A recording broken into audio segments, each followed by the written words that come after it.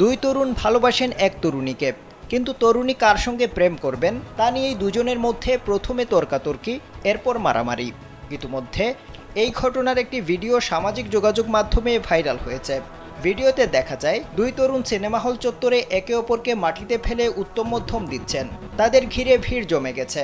অনেকে চেষ্টা করেও তাদের মারপিট থামাতে পারছেন না। উপস্থিত সাধারণ মানুষ ঘটনাটি ক্যামেরাবন্দি করে রেখেছেন।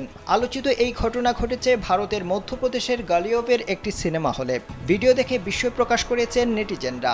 স্থানীয় সংবাদ মাধ্যম জানিয়েছে, ভিডিওটি পুলিশেরও নজরে এসেছে।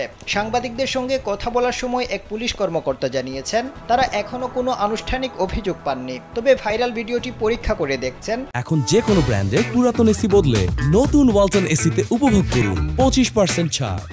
এবং ওই দুই তরুণকে শনাক্ত করার চেষ্টা করছেন।